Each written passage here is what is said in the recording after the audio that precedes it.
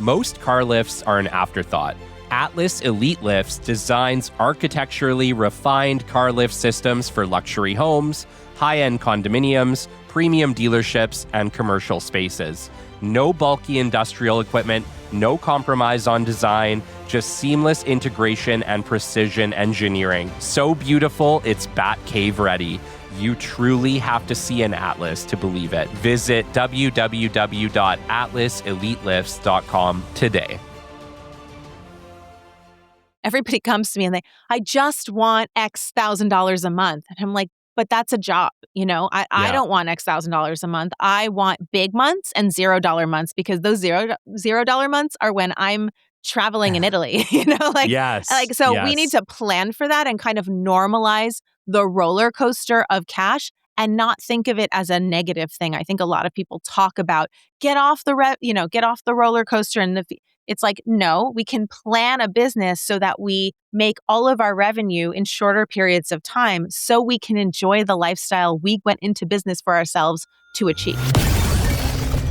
The great Mark Cuban once said, "Business happens over years and years. Value is measured in the total upside of a business relationship, not by how much you squeezed out in any one deal." And we couldn't agree more. This is the Business Development Podcast, based in Edmonton, Alberta, Canada, and broadcasting to the world. You'll get expert business development advice, tips and experiences, and you'll hear interviews with business owners, CEOs, and business development reps. You'll get actionable advice on how to grow business. Brought to you by Capital Business Development, capitalbd.ca. Let's do it. Welcome to the Business Development Podcast. And now your expert host, Kelly Kennedy. Hello. Welcome to episode 323 of the Business Development Podcast. And for the very first time ever, we are featuring the same guest back to back in the very same week.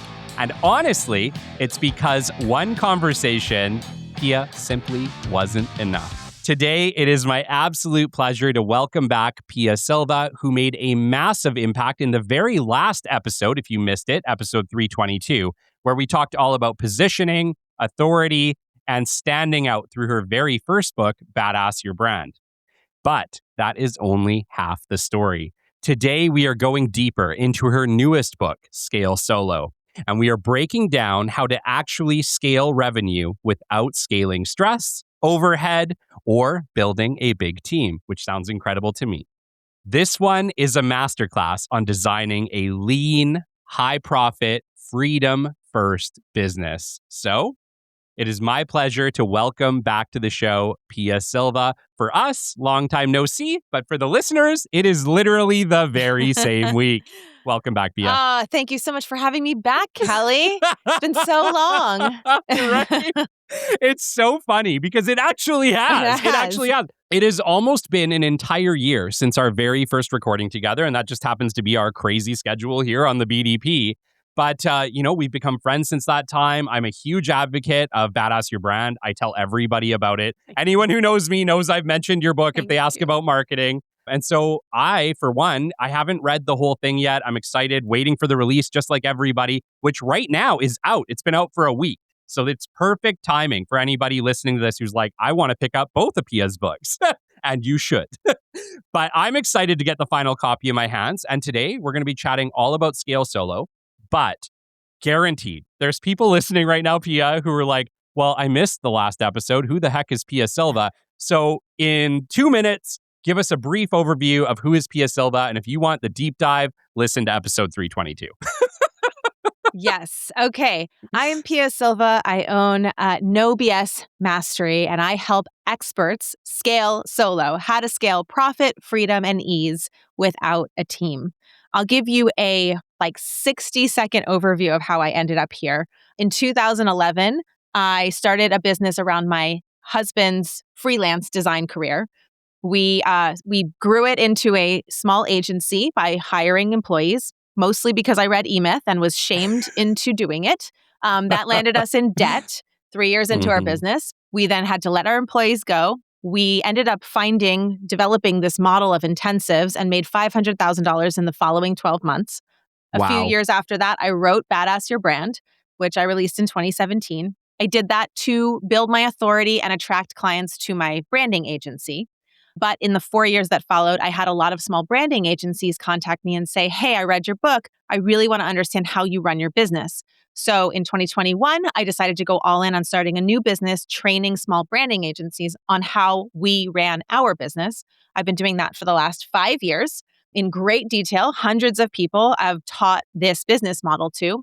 And I always knew I wanted to go back to my original expert-based businesses, which includes the small agencies. And Yeah. so 6 months ago, I decided now was the time. And that's when I decided I was going to also write this new book, detailing out everything I know about how to scale your expert-based business without employees. And love it because so many people I know are very small businesses, under 5 employees, let's call it. And they are trying to scale and they are trying to figure out how do we leverage this new world in order to do it. So for them, this is absolutely the perfect book.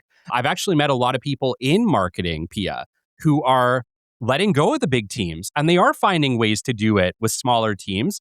So I think it's the way the world is moving. So it's the right book. I know I pumped you up a lot. And I'm really excited, like I said, to just dive deep into this because I know a lot of our listeners are also solo founders who are trying to do something big, who have big dreams, big aspirations, but maybe not the big wallet to handle the extremely high costs of employees. And so let's just talk about it. You just released Scale Solo. It's been out literally for a week. What problem did you see in the market that you felt this book had to exist? Yeah, well, one problem that I encountered myself that I alluded to before is this idea that we're fed this story that you're not a serious business owner if you don't have a team, and also that you need to be pushing growth and revenue. And it's the reason I hired a couple of employees and it made me wildly unprofitable and it didn't Yeah. take anything off my plate either. So over the years, what I found is that there are ways to make more and more money in less and less time. This is specifically for people who are selling their services. So even though Yes. I don't want you to trade time for money, you are showing up with your skills in order to sell. So what I found over the years is that it's really a very simple mathematical equation where, it's a certain amount of money you want to make. You have a certain number of hours in the year to make it. And we just work backwards from that to figure out this is how you need to sell, what you need to sell, what your offers need to be and what they need to be priced at in order to achieve your financial and freedom goals. And so I just feel like most people who start a business based on their expertise, they didn't go into business because they have an MBA, because they had a business plan. They went into business to do the work themselves that they really like and that they're very good at. And what happens is actually the better you get at your skill set and at your expertise, almost like the more complicated you make your business. And my goal is to show experts, expertise is about doing the same thing over and over again and becoming excellent Yeah. at it. And we actually have to do that in all aspects of our business, from the marketing to the sales to the delivery. We want to simplify it, get rid of all the noise, all the clutter, and just do a few things better. Yeah, absolutely. It's funny because if I look at my business and what's made me so successful in the business development space, isn't that I'm like the best business development person ever, because I'm not. I'm sure there's lots of people better than me out there. But what worked for me was creating a process that I could repeat week over week. It's simple, it's not complex, but if I execute it every week, I get results. And you talk about it all the time. It's always about the results, not how much time it takes for you to get them. Yes, absolutely. And I think a lot of service-based businesses, because we were kind of raised to equate time and effort with value, it's very hard to break that habit of thinking. So Yeah. first of all, you just mentioned it, selling based on value. Actually, the better you get at something, you're going to be able to do it in a shorter amount of time. You should get Yes. paid more for that, not less. So there's a lot of mindset, rewiring. There's a lot of just like pretty simple math to do. And then we just want to see, this is the whole purpose of the book is to say, hey, this business model is absolutely available to you. And you can stop worrying about all the things you think you should do and just do a couple of things over and over again. Yeah, yeah. It's so funny because like so many people that I talk to are new entrepreneurs. I meet so many of them and I love them all. They're incredible. They're doing big things. But many of them, especially in the service-based space, are coming there from employment. And so one of the challenges that they're all facing is that they've always measured money in time, always. And so when you become an entrepreneur and you start to sell services and you start to try to do it based on value, not time, it's a really hard mind shift to break them out of. And it takes a long time and usually, a half an hour, a full hour conversation on it before they're like, oh, I never thought about it that way. Yeah, absolutely. And another thing that comes with having been employed your whole life is you think monthly. And that's Yeah. actually something I really try to break people out of, especially when you are scaling by yourself. We don't, everybody comes to me and I just want X thousand dollars a month. And I'm like, but that's a job. I Yeah. don't want X thousand dollars a month. I want big months and $0 months because those $0 months are when I'm traveling in Italy, Yes. so we need Yes. to plan for that and kind of normalize the roller coaster of cash and not think of it as a negative thing. I think a lot of people talk about get off the roller coaster it's like, no, we can plan a business so that we make all of our revenue in shorter periods of time so we can enjoy the lifestyle we went into business for ourselves to achieve. Yes. Yes. And one of your priorities, like, especially if we go back to the last book, Badass Your Brand, you were talking so much about the value of your freedom, that everything you went into business for was about buying your time back so that you could go to Italy, so that you could enjoy your life. And I talk to so many entrepreneurs who that is. If you look at their number one value, it's freedom. And what is the thing they have the absolute least of?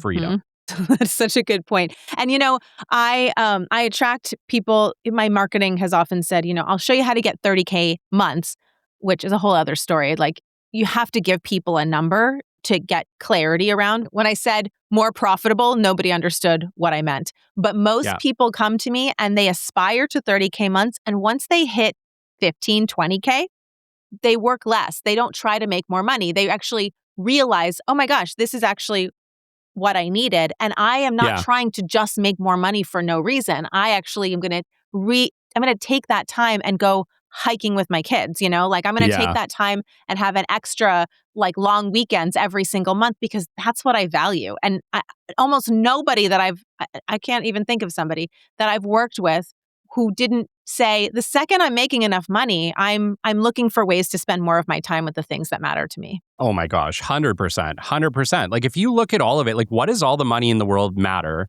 if you can't do anything with it? If you can't enjoy it, if you can't take that day off, I'm totally with you. And I know there's so many solopreneurs who are out there right there with you too. And they're screaming, Pia, how do we do this? How in the world is this even possible? Because it feels impossible. And it's not that it's impossible if we could have all the money.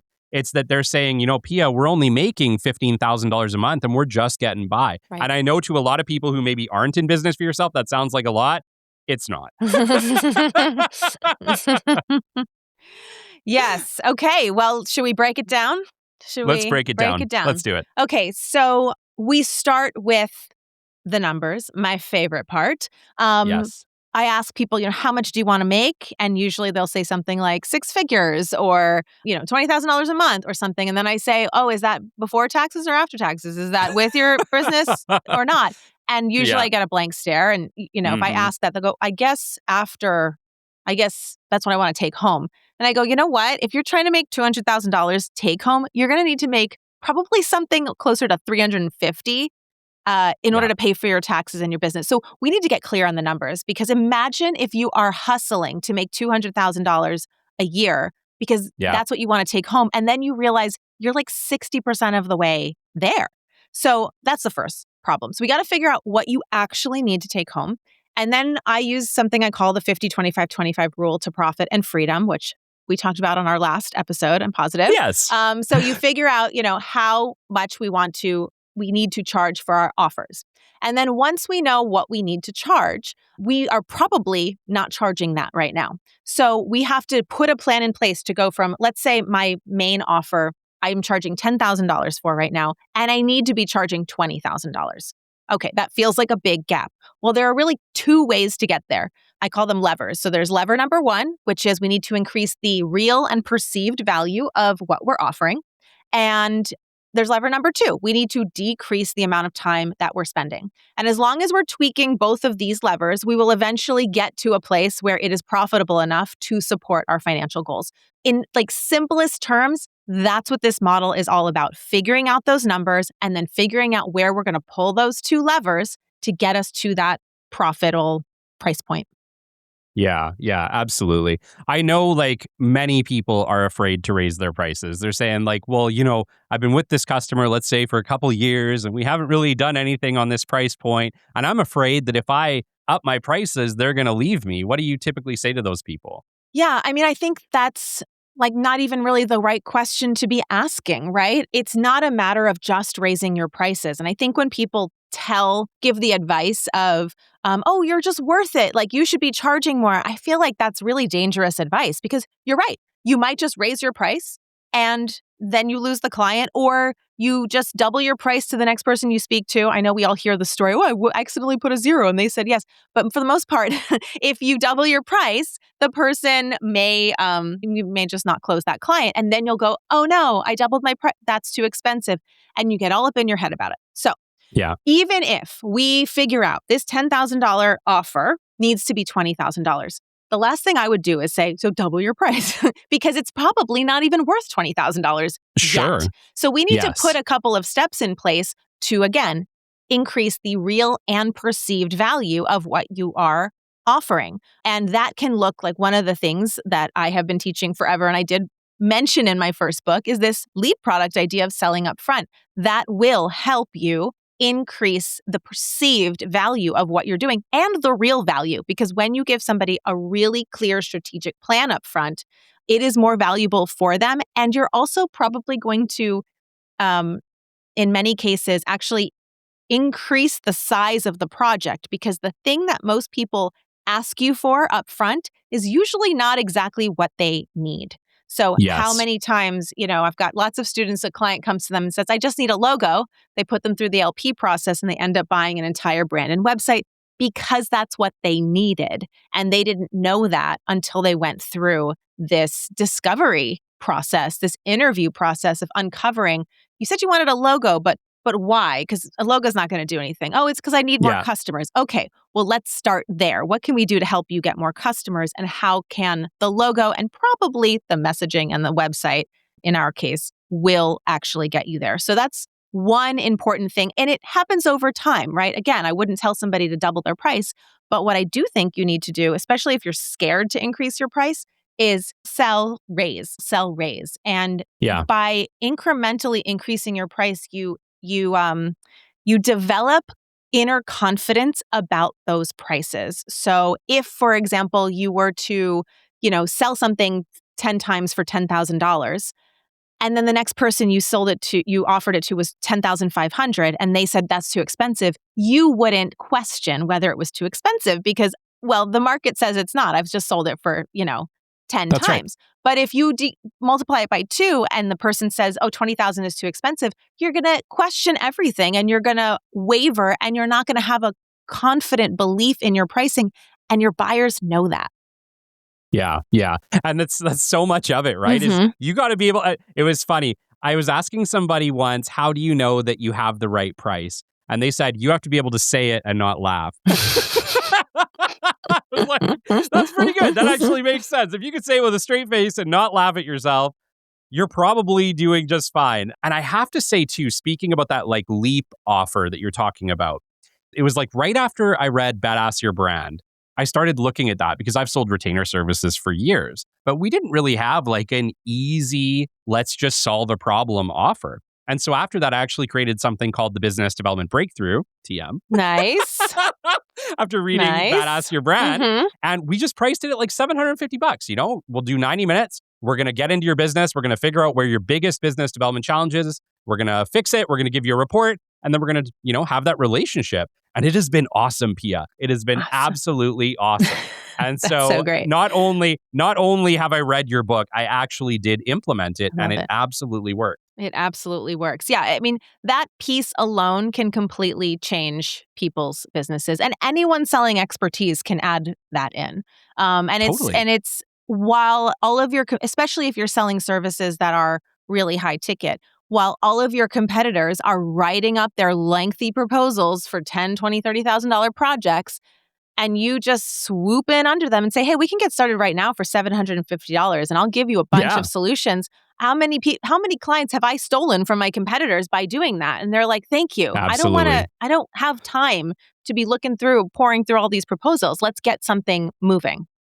Absolutely. And at the end of the day, you really just have to demonstrate your value as quickly as humanly possible. So Yes. those introductory offers are super, super powerful. And I know we talked about that briefly in the last show, so we're not going to go too deep into it on this one, but it is an absolute winner. It is an Mhm. absolute winner having that introductory offer. And obviously that was kind of the start of everything that you've built, was creating an introductory offer and being like, holy shit, this actually works. Yeah. Yeah. I know. It's kind of accidental. I actually did it because I just didn't like selling.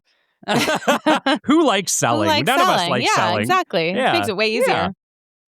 So, with regards to scale, let's go back to Mhm. that for a second, because when people hear scale, Mhm. they absolutely hear hire a bunch of Mhm. employees, grow your business, start 2 branches, whatever else. You are flipping the script on what scale really means. Mhm. Yes, I am very, this is like the anti-unintentional growth. Permission to grow without building a big team and having high overhead, because I think that's where people get into trouble. They hire before they're profitable enough to support it, and they don't even realize that because they don't know what it would look like to be profitable enough to support something and to be able to support it on an ongoing basis. So I tell people, like, if you're not already personally bringing in at least $20,000 a month, you probably can't afford any sort of like employees, Mhm. VAs, great. You can use contractors, yes. But any sort of like building a real team, I think it's pretty hard.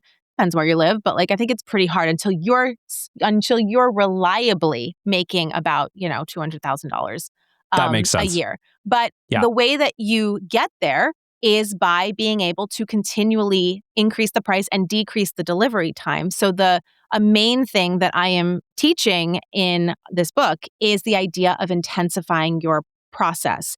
And and I think anyone who is selling services can intensify your process. We do entire brands and websites, the entire branding, copy, website, logo, all of that in a 2-day intensive for $40,000.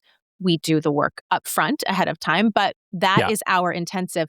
That's about as intense as it gets. I've Yeah. taught plenty of people to intensify their process where they take things that are months long and get it down to a week or a couple of weeks, or even something that maybe took a year now down to 3 months. I've been working with an IT consultant who used to be working with these big companies for a year, and for the Yeah. same price, he can get it done in 3 months. I mean, that is incredible, Like, so the idea that you would be just more concentrated on the project, not be as distracted by a bunch of other clients, and work on it more full time until it's finished is a value to your clients because they get the outcome faster. To your point earlier, it's all about like, how can I get you this best result?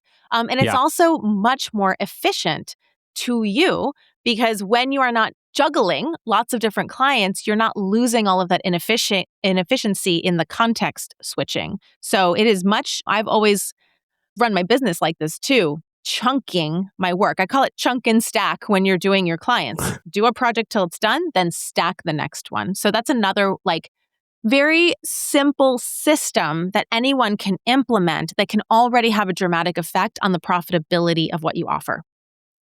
Quick pause here, and thank you for tuning in and supporting the show. I want to recognize Hyperfab, a Canadian precision fabrication company built by the team behind Hypervac Technologies, supporting projects in both Canada and the United States. They focus on high-quality sheet metal, fast turnaround, and solving complex fabrication challenges when it matters most. Hyperfab is proud to be our title sponsor for 2026. Thanks for listening. Let's get back to the show. Okay, now we have to dive deep because I think something is really important in what you just Yeah. said.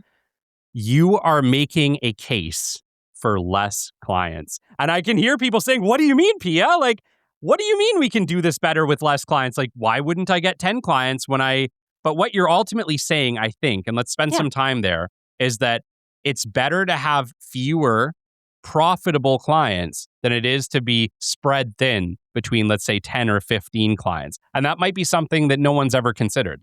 Yes. So I will say yes and. Okay. Some of my best years in terms of profit and freedom were when we were doing $30,000 intensives, $30,000 2-day intensives. They took me and Steve about a week total to do. And we Yeah. were doing like 10 to 12 of them a year. Okay. So we're working 1 week a month. We're bringing home $360,000 a year. That was chef's kiss. Okay. Yeah. That's a lot fewer clients at a much higher price. However, it's not just about just increasing the price and decreasing the profitability. Sometimes actually, this happens a lot. When I first evaluate somebody's offers, often they will have a big $30,000 project that they do a lot. But when I evaluate the profitability, that project is often the least profitable one. And Wow. imagine if I'm looking at 3 offers, their small, middle, and big package, and their big package, the way I assess profitability is using the formula and seeing what's the max. I call it the max profitability. Like if you were working all of your working hours on this project, what's the most Sure. you could make? So sometimes I'll Yep. look at that, and the $30,000 project, the max profitability is $120,000. But for the $5,000 project or $8,000 project, the max profitability is $300,000. I go, don't ever sell that $30,000 project again. Yeah. It is not worth it. And if you're Yeah. intensifying, maybe you have to do 30 of those projects. However, I'm not doing the math in my head, but like if it's that profitable, it probably means that each of those projects only takes you 1 or 2 days. And if that's the Yes. case, then you're not going to be frantically jumping around from project to project. You're just going to be doing a project till it ends, and you're going to work. As long as it fits into the 50-25-25 rule, you'll be working the same number of hours in the year to hit that profitability.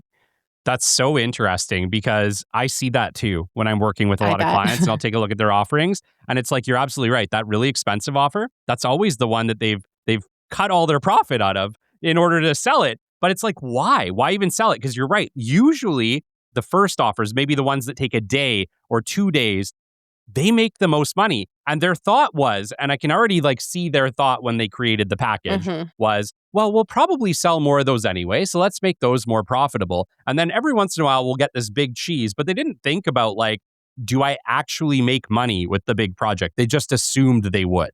Oh, I think you're giving them too much credit. I don't think they're saying like more profitable. I think they're lacking the assessment of profitability. And by the way, that's no knock on them. I'm saying that from personal experience. When we got into debt, we were selling a $30,000 project. We brought in $250,000 that year. Yeah. We ended up Yeah. in debt. We started selling $3,000 one-day projects and made $500,000 the next year. Yeah. So, and the reason I use the 360 as like kind of the pinnacle of all of this is because when we made 500,000, we were working all the time. We were churning them out. But my point being, to me, it doesn't matter as much about the price point. It matters about the profitability and if it supports you. And then we did get our $3,000 we had a $5,000 2-day when we first started. We got that $5,000 2-day back up to $40,000. But in order to get there, we did it profitably the whole time. So it's not, I just want to make sure I get the point across that it's not like there's no pride in the high price getting to the high prices. The pride comes in the profitability, not the revenue. Yes. Preach. Yes. I'm with you 100%. I know. Yeah, it's so important. And what's funny, Pia, is being in business development, I've seen this at scale, at massive, massive scale. I've seen projects that were $100 million that the profit was only like 2 to 5% if you were lucky after paying all of your expenses. And you have to ask yourself, on a project like that takes 5 years, 3 to 5 years to execute, and you make no money at it, they're literally just keeping their companies alive. That's all they're doing. They're paying their employees, they're keeping sustained, but at the end of the day, they have no money for growth. Oh my gosh. Yeah. Do they not know? I mean, I don't. They know. And the argument is, well, that's just the way our industry is. And I hear that so often. I'm That's sure you do as well. interesting. Yeah, I Yeah. mean, if that's your take, though, I'd go, so why are you in this industry? This is terrible. Right? Yeah, this is just Yeah. doesn't make any sense. I'll take it down to a micro level. I remember speaking to this woman who was like proudly telling me that she made $20,000 a month. And then I said, how much do you guys take home? Her and her husband, they took home $1,500 a month. They were paying out Wow. Oh all my of that to gosh. all of these employees. And when I first, because I was trying to figure out, like, why are you on the call with me, right? Because they were potentially coming into our program, and because they were only taking home 50. I said, you guys, fire everyone right now. You don't Mhm. think that the two of you could make $1,500 just doing anything? Like, you guys Yeah. have so much value between the two of you. This doesn't make any sense. Yeah. Just stop. Just watch Netflix for 25 days and spend one day doing something for a client for Yeah. $1,500, and you guys will have the same amount of money. It's crazy. Yeah. At the end of the day, too, there's certain things that are cash generating. Mhm. And I think what ends up happening is that we hire for the wrong reasons, Pia. It's not that hiring more people isn't beneficial, but if we don't hire them for the right reasons, for things that actually are cash generating for our organizations on a significant basis, that's when we end up in trouble. I don't think you're necessarily saying don't hire. No. I think what you're ultimately saying is if you are hiring, make sure it is for those very specific cash generating positions within your organization that have an ROI of, let's call it 10 to 15 or more times. Yes, I mean, a lot of my students, once they get this down, hire contractors, right? So Yeah. they do less and less of the project, but they do it really intentionally. They do it when they already have built the systems. They understand how the project goes, and they're able to hire someone and plug them into a system that is already profitable, and they already understand how much money they have available to pay that person Sure. so Yeah. that they will maintain their profitability. And so I've had a lot of people like come through my programs where they come in with employees, they let them go, they build their business back, and then they hire them back. But but the business is completely different when they hire them back. So my philosophy is again, especially when you're selling services, this is a different conversation if you're an e-commerce business or, Sure. retail store. B2C. Yeah. B2C is a different world. Yeah. But as a Yeah. service expert based business, the numbers just have to work. And I've just, for 15 years I've been working with service businesses. Like Yeah. the numbers don't change if you're selling services. There's hours and there's dollars. That's it. Yes. Let's spend a little bit of time in the numbers. Yeah. Because I think that's something that a lot of business owners, once again, not knocking any of them, they're all incredible individuals. Many of them had insanely great careers, and they made the jump into entrepreneurship without having a business background, right? And I see that all the time. Mhm. I'm one of those people. Yeah, me too. And we were never taught No. what numbers to pay attention to, how to actually know what's profitable, what's not.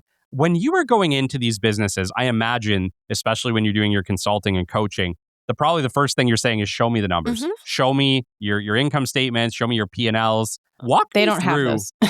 Okay. Yeah, no. Interesting. So walk Yeah. us through, what is the math? What are the numbers that we need to be paying attention to? Yeah. So most people that I'm working with, you and I are the same, and everyone I work with. So we went into it because we love what we do and we're very good Yeah. at it. And we don't bring this business background in. I had to figure this all out myself at the School of Hard Knocks. So, and also didn't know what a P&L was. And my dad's an accountant, did not know, could not figure this stuff out for a while. So what I do is I say, I just want to know, what does it cost for you to live, right? So I have them fill out, I have an app now. It's a freedom calculator. So all of your personal expenses, all of your business expenses, and then the app will calculate how much tax you're going to need in order to take that Okay. home. I have people calculate that based on a good, better, and best. So needs, wants, and desires. I want to know what your bare bones is. And this is how I did it too for a long time. I wanted to know what's the amount of cash that I bring in that I don't have to worry. So that's Yeah. good. And then what's better? What do I actually want? And then what's best? What do I desire? What are my goals? This way I have kind of 3 stepping stones to be going for. And then once we know that, then I want to know your offers. What does it cost? What are you charging? And how long does it take to deliver? And those are the only numbers I need, because as long as I can evaluate each of your offers based on what you're charging and how long it takes, and I see what you need, because there is no correct number for anybody. I live in one of the most expensive places in the world, right? Like in New York City. My number is going to be so different from somebody who might be living in a more rural area. And that's awesome, because there's so much wiggle room, and it's really, there's no right or wrong. It's just, what do you need? And what do you need? And I tell people, we want a price based on what we need. So to your point about, not laughing when you say the price, my indicator is, does this support my life or not? That's why this is the price. So if somebody said to me, that's too much, I'd be like, cool, you're not my client, because I can't charge less than this, or else my business doesn't work and I should be doing something else. So it's more like having that foundation and understanding why this price is what it is and how it does actually support not just a vague goal number, but an actual lifestyle and set of things that means something to me. I love that. I love that, because at the end of the day, businesses don't operate without money. And I know so many entrepreneurs who completely forget that. And it's honestly because they're all incredible people. Mm-hmm. We're all, so many entrepreneurs are just the best, the salt of the earth, best people. They really are. I agree. And what they want to do is they just want to help. They just want to help. And I know so many of them that the very first piece of advice I have to give them, Pia, is to stop giving away their services. Literally giving them away. Because they'll be like, well, I got asked to do a speaking event here. I got asked to teach and do a lunch and learn, or I got asked. And it's like, well, are you getting paid for any of this? They're like, no, we'll get some customers eventually from it, right? But I'm seeing that more and more and more. And actually, I'll be honest, I'm going to say something that might get me in a little bit of trouble. Most of the people asking these entrepreneurs to do stuff are government organizations, which honestly pisses me right off. Because they're the last people who should be asking for a handout. Yeah, no kidding. We already gave them all our taxes. I know I'm going to get in a little trouble for that. We already gave them all our taxes. Pay us. Yeah, no, I couldn't agree more. And you know what I tell, because of course, I completely agree with you. That's why I'm so passionate about helping this particular group of people make money and have abundance of time and money, because when small businesses have extra money and time, we invest it in our families and our communities and other small businesses. So we are the best people to have that kind of abundance. So, I'm completely with you. And what I tell those people is, especially the people who, I'm sure you get this too, it's like, oh, but I want to help the people who can't afford the high prices. Yeah. I tell them, awesome. I want you to help those people too. Instead of keeping your prices low, I want you to subsidize them, right? So I want you to make it a mission to get your stuff to a profitable place so you can just donate it to that nonprofit. Love it. I'll give you an example with my friends and family. We have made a rule a long time ago. We don't work with friends and family, but Steve has made logos for friends and family. He'll do it for free because we don't need the money, and it's much nice. It's like, I would love to brand that for you. And he'll pour his heart into it. But it's no expectations. This is a gift that we want to give you because we don't need the money. And you know how hard it is to work with friends and family. Absolutely. So I'm not trying to get in that kind of relationship. It's like, take it or leave it. This is great. So that's how I look at it. I prefer to subsidize those relationships. Oh my gosh, I absolutely love that. Because, the moment that there's money involved in that kind of area, it always goes poorly. Always. You're absolutely better off to do that. And I like what you're saying. And actually, I agree with you. And the piece of advice that I give to people is, don't stop necessarily doing free things, but limit them. I only do 3 a year. Pick and choose the 3 you're going to do. Everything else has to be paid, has to have a dollar amount to it, because your business does not operate on goodwill. It just doesn't. Mm-hmm. Yes. Right? And you also have to put the mask on yourself, right? So how many people have you met who are kind of perpetually in struggle mode, but are giving it away? It's like, well, you're not going to be able to give it away for much longer if you can't support yourself. Yes. Let's talk about offerings too, because one of the other things that I see when I'm dealing with lots of organizations is they're in a lot of different shit at one time.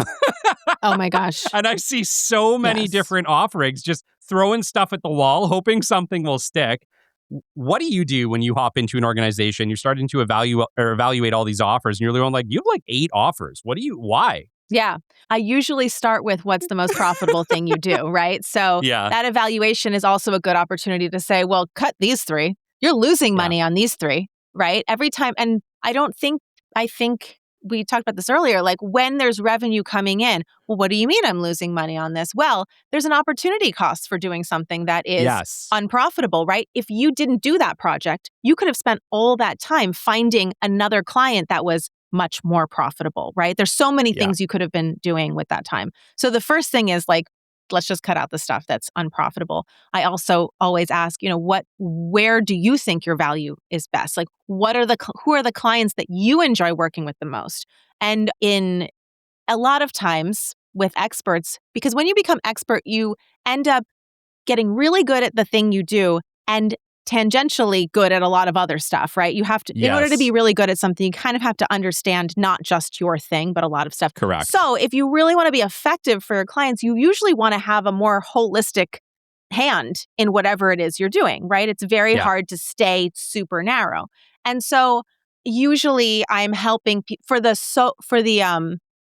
and I didn't even describe this in my book. I had too many things to say. I had to keep some things out. One of the things that I recommend in terms of packaging when it comes to services is literally small, medium, large. That's what everyone should do. 3 offers, small, medium, large. What exactly is in them is vague because for each client, you're going to customize exactly what's in it. It's going to be a lot Yeah. of the same stuff because you're going to work with the same kinds of clients a lot. So you're going to see a lot of patterns, but the specific things that go in that client's package are going to be determined in the lead product process. So once you really uncover what's going on for this client, what are their biggest challenges, and here's the plan, they're going to fit into small, medium, or large package. And you're going to tell them exactly what is in that package. And that's it. And it keeps it so simple. It keeps the pricing simple from like that first call where they're wondering how Yeah. much it's going to cost. You know what? These are my prices. There are 3 of them.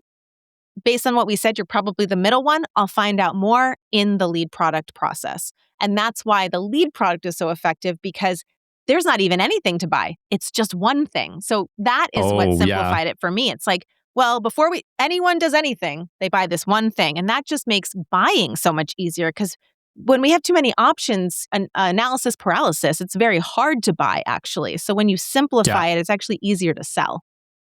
Oh my goodness. Wow. Okay. Let's spend a little bit of time there. So you go with ultimately 3 offerings. They are still your main bread and butter offering, but they're 3 tiers. And you even list the pricing so that people aren't confused. Because you know what I mean? I see a lot of people put together the packages, send the proposal. There's not even a dollar rate on it. Yeah. Right? So what you're saying is be transparent about the price from the very beginning. Would you put your pricing right on your website? Do you do that? Yes. Yeah, I've had my pricing for Okay. my services on my website for 15 years. Wow. Okay. Yeah, absolutely. And I think, okay, so there are times when that doesn't make sense. But again, we're talking about expert-based businesses, staying small, scaling up. All of this is about cutting away the waste. I want you to know that my prices are between $30,000 and $60,000 when we get on a call. I don't want to have Yeah. a call with Yes. you and then you go, so Absolutely. this is going to be like $500, right? Yeah. So I think it's just faster. Let's just cut through it. Now, one strategy that I use and I train people on is sometimes a client is going to be the highest package, but the lowest package is there for when they come on board, like when they're interested. Because like they're not ready to even consider the middle or highest package. But the low package, that's in their budget. Yeah. That's all we need these 3 packages for. We need to give them an idea. And I do strongly feel that 3 packages is better than a range. I think it gives a concreteness. It gives like a confidence in process. And it's just communicated, I think, more clearly. When you say, well, I used to say my 1, 2, and 3 day brand ups are $10,000, $15,000, and $20,000 respectively. You're probably the middle package. That's $15,000. Yeah. We'll find out in the LP. In 10 seconds, I just gave you a lot of information without locking myself into anything. Yeah. And you feel Yeah. really clear on my prices so that Yeah. when I send you the thing at the end, when I send you It's the not a brief, sticker shock. there's no sticker shock. You already, Yeah. you've had a lot of time to adjust to these prices. And when you heard it, you may have been like, oh, good, I hope on the 10,000, by the time you've read my whole thing and I say, actually, you're the 20, but I just blew your mind with this, you're like, Yeah. well, that's a steal for $20,000 because that outcome is worth every penny. So Absolutely. it's about Yeah. using the pricing to bring people through the process gently, but clearly, Yeah. and to your point, with transparency. Amazing. Okay. And I feel like there's something else we have to touch on if we're talking about pricing, we're talking about products, is value. Mm-hmm. How do we increase the value higher than our prices? How are we able to show the customer? And I've always kind of said, you either got to show them how you're going to save the money or make the money, because all business decisions are made on, do you save me money or do you make me money? Walk me through how you make sure that your value is higher than your price. So I think this is going back to the lever of like, what's the perceived and actual value? When we do the lead product process, we are communicating value in a way that I think a lot of times we forget to do when we don't communicate exactly why and the thought process behind it.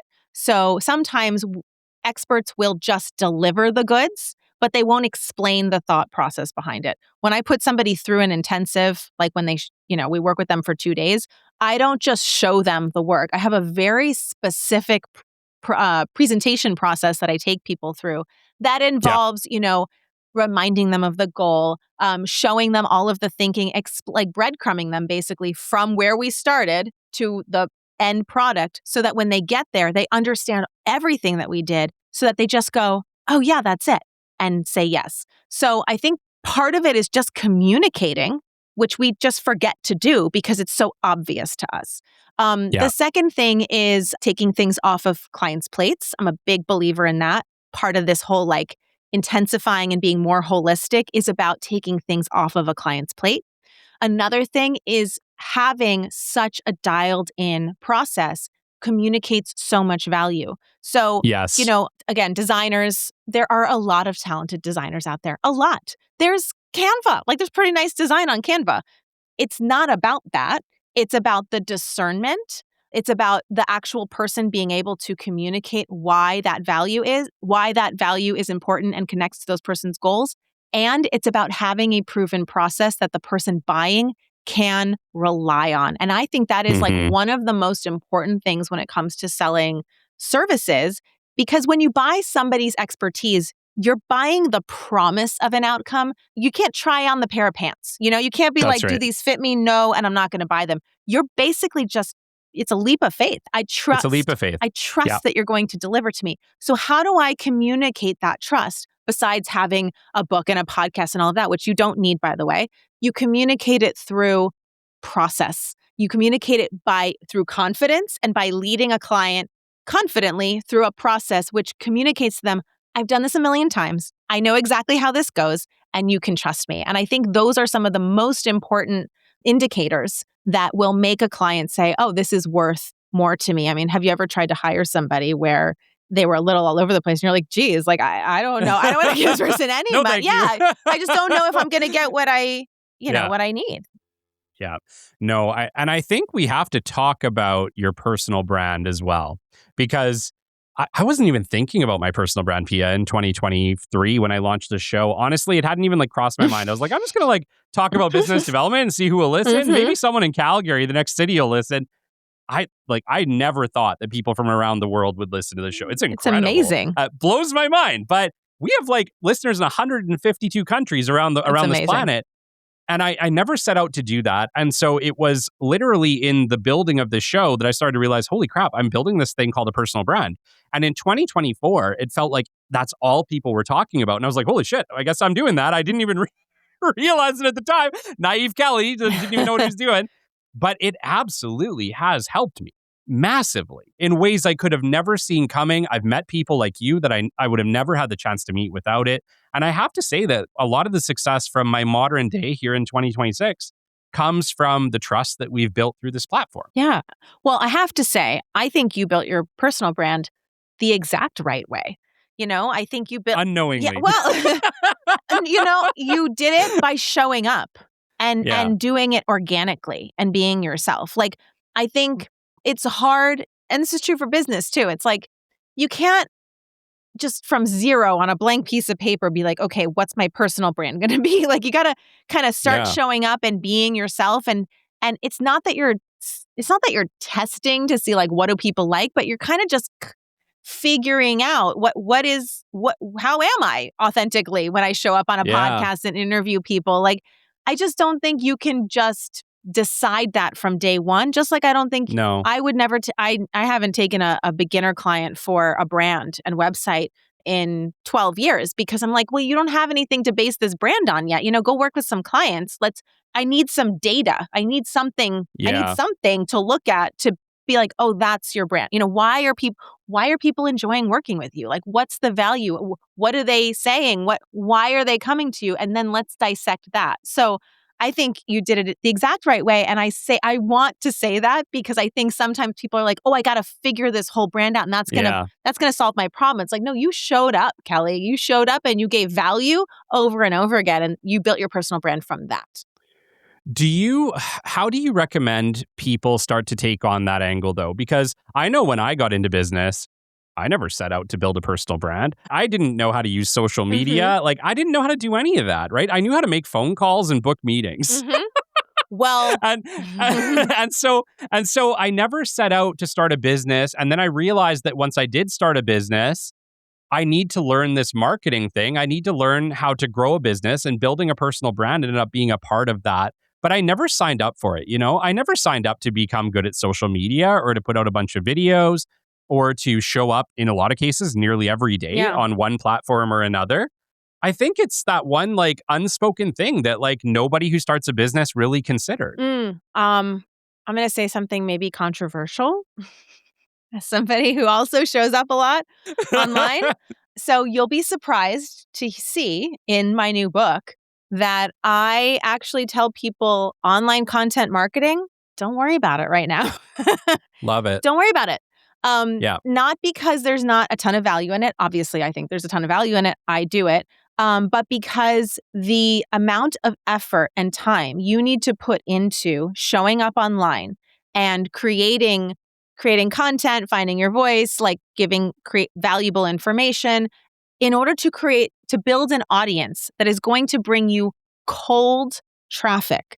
You have to do such a sustained effort for an amount of time that if you don't already have paying clients that are supporting that effort, you will go out of business very quickly. So what I give you in this book is kind of the blueprint for it. No, I want to show you how to get clients now and how you're going to get clients for the next 3, 6, 12 months. And that comes from relationships. That comes from your network, building and nurturing existing relationships. And not only that, but what you're going to say online and how you're going to show up and all of that, you're going to figure that out by talking to people in real life and building those relationships. So I feel like the relationships and the networking and the nurturing is the foundation. And then you put the authority content and building the brand, like you layer it on top once you've got some traction. I love that. You got to know who you are before you can start talking to people. And building a brand. If we had marketed online when we first started, I would have been like, we design for small businesses. We're good because Steve's an artist. Like that's what I was saying to people at BNI. I was like, he's an artist. So obviously we're good at design. That's what I was saying. That's not a great positioning. So it just wouldn't have worked. It would have been a lot of effort. It worked out talking to thousands of people first. Yeah, absolutely. Absolutely. We're kind of heading to the end of this conversation, Pia. We could talk for hours, I'm sure. But you do a lot of stuff. And so I kind of feel like we have to touch on not just the books, but we got to talk a little bit about No BS Agency Mastery as well. But last week, your brand new book, Scaling Solo, released March 4th, I believe, was the launch date. March 3rd. Mm-hmm. Okay. So it is literally 1 week to the day that people are hearing this. So you can pick it up anywhere you find great books.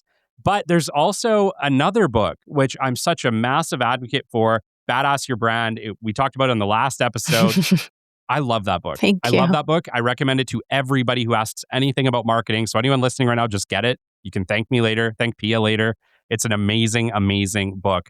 But please, can you go a little bit into Scaling Solo, a little bit into Badass Your Brand, and then spend some time on No BS Agency Mastery, please? Sure. So Badass Your Brand is about how to stand out and own your badassery. And part of that is how you position and sell your offers. I mean, I touch on all of it. It's kind of like a high level overview of badassing your brand and your business. And then Scale Solo is like how you actually run this kind of business, going into great detail. It's twice as long as Badass Your Brand. Because I go into great detail because I've just unpacked this so much over the last 5 years. I really give you the manual on how to do these upfront sales, on how to intensify your process and all of that, how to do marketing, how to be really intentional about marketing and building a referral engine and network so that you don't feel totally overwhelmed all the time and you don't feel like, oh my God, I have to be showing up everywhere. And so you can actually get those really high paying clients. And then No BS Mastery. So I'm actually launching No BS Mastery, which is my new version of No BS Agency Mastery. No BS Agency Mastery is a training program. I've been training 1 to 2 person branding agencies on this model for the last 5 years. I continue to run it, and those are my OGs, and they're some of my most important clients. But I'm launching a new version of it that's like a tighter, shorter version of it for experts on the back of this book. So nobsmastery.com is our new brand. Like we're actually, that's like the parent brand is No BS Mastery. Yay! I haven't even like marketed that yet because I've been doing too many things.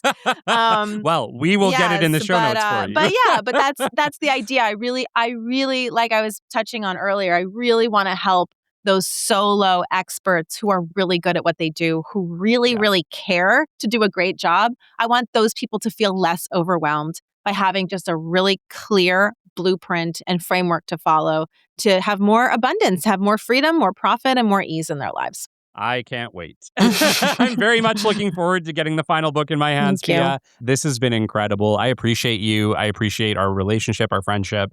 Thanks for all you do. And I wish you the greatest of success in this newest book launch. Oh my gosh, I cannot thank you enough, Kelly, for having me on twice in a week. That is just over the top. And you're always such a generous person that I know in the business world and full of value and valuable advice. So thank you so much for having me. Thanks, Pia. Until next time, you've been listening to the Business Development Podcast, and we will catch you on the flip side. This has been the Business Development Podcast with Kelly Kennedy. Kelly has 15 years in sales and business development experience within the Alberta oil and gas industry and founded his own business development firm in 2020. His passion and his specialization is in customer relationship generation and business development. The show is brought to you by Capital Business Development, your business development specialists. For more, we invite you to the website at www.capitalbd.ca. See you next time on the Business Development Podcast.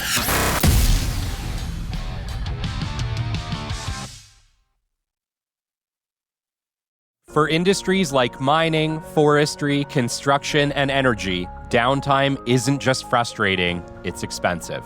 For more than 55 years, Thunder Bay Hydraulics has been trusted to repair and manufacture complex hydraulic cylinders that keep critical equipment running. With in-house engineering, precision manufacturing, and decades of real-world experience, they specialize in the kind of complex hydraulic work many shops simply can't handle. And while they're proudly based in Thunder Bay, Ontario, Thunder Bay Hydraulics works with companies across Canada to deliver reliable hydraulic solutions wherever they are needed. Their mission is simple: a relentless pursuit of zero downtime for the industries they serve. Learn more at www.thunderbayhydraulics.com.